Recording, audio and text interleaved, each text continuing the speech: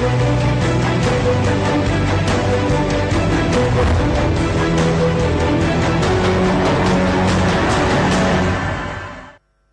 மற்றும் அதன் சுற்றுவட்டார பகுதிகளில் பள்ளி வாகனங்கள் எவ்வாறு சோதனைக்கு உட்படுத்தப்படுகின்றன என்பது குறித்து வருவாய் கோட்டாட்சியர் மற்றும் வட்டார போக்குவரத்து அலுவலருடன் செய்தியாளர் சார்லஸ் நடத்திய கலந்துரையாடலை பார்க்கலாம். நம்மளுடைய வட்டார போக்குவரத்து அலுவலர் மற்றும் வருவாய் கோட்டாட்சியரும் இருவருமே இந்த பள்ளி வாகனங்களை சோதனை நடத்தி வராங்க. முதலில் நம்ம வருவாய் கோட்டாட்சியரோடும் கேட்கலாம். இந்த பள்ளி வாகனங்களுக்கெல்லாம் என்ன மாதிரியான கட்டுப்பாடுகள், அதாவது ஏற்கனவே கொடுத்த அந்த 21 நிபந்தனைகள் அவை அனைத்தும் இருக்கிறதா என்று எப்படி முறையாக சோதனை செய்யப்படுகிறது? அது செக்லிஸ்ட் இருக்கு. 21 செக்லிஸ்ட் வச்சிருக்காங்க. என்னென்ன செக் பண்ணணும், என்னென்ன சேஃப்டி மெஷர்ஸ் இருக்கணும் அப்படின்றது 21 பாயிண்ட்ஸ் இருக்கு. அது டெக்னிக்கலாக ஆர்டிஓ செக் பண்ணுவாங்க. இது நாங்கள் ஓவரால் செக்அப் நாங்கள் பண்றோம். இது ஓவரால் செக்அப்னா எப்படின்னா district level inter departmental committee அப்படின்னு சொல்லி ஒன்று இருக்குது. அதில் ஆர்டிஓ சேர்மனாக இருப்பாங்க.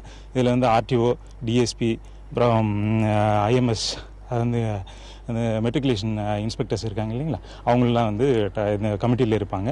இவங்கெல்லாம் செக் பண்ணுவாங்க. இதெல்லாம் செக் பண்ணிவிட்டு நாங்கள் கிளியரன்ஸ் கொடுப்போம். வட்டார போக்குவரத்து அலுவலரும் நம்முடைய இருக்காங்க, சத்யநாராயணன், அவங்களிடம் கேட்கலாம். இப்போ வருவாய் கோட்டாட்சியரும் முன்னிலையில் இது சோதனைகள் நடத்தப்படுகிறது.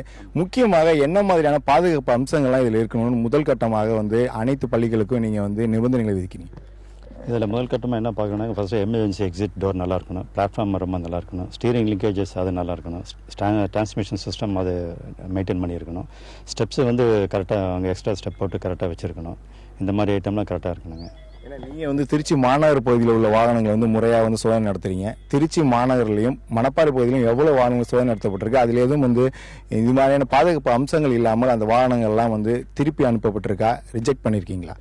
இதில் இன்ஸ்பெக்ஷன் பண்ண எல்லா வண்டியிலுமே பாதுகாப்பு அம்சங்கள் எல்லாமே கரெக்டாக தான் இருக்குது.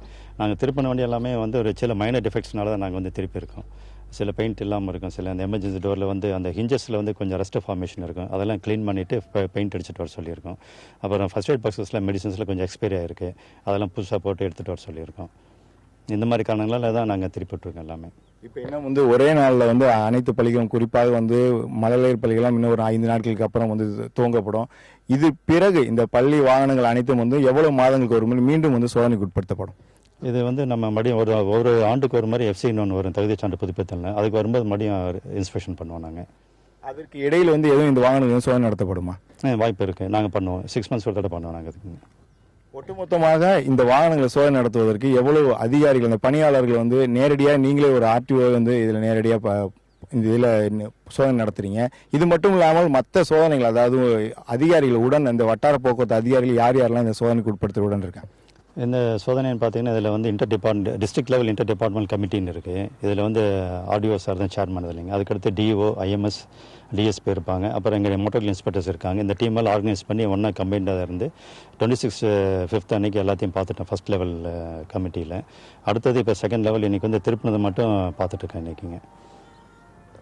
ஒட்டுமொத்தமாக திருச்சி மாவட்டத்தை பொறுத்தவரை உள்ள வாகனங்கள் அனைத்துமே தற்போது சோதனை நடத்தப்பட்டிருக்கு. பள்ளி வாகனங்கள் அனைத்துமே தயார் நிலையில் இருப்பதாகவும், மொத்தமாக அதாவது ஏற்கனவே குறிப்பிட்டது உள்ள அதில் பாதுகாப்பு அம்சங்கள் இல்லாத வாகனங்கள் மட்டுமே திருப்பி அனுப்பப்பட்டிருக்கு. அந்த பாதுகாப்பு அம்சங்கள் அனைத்துமே சரி செய்த பிறகு மீண்டும் அந்த வாகனங்கள் இயக்குவதற்கு அனுமதிகள் அளிக்கப்படும் எனவும் தெரிவிச்சிருக்காங்க. புதிய தலைமுறைக்காக ஒளிப்பதிவாளர் சசிகுமாருடன் திருச்சியிலிருந்து சார்ல்ஸ்.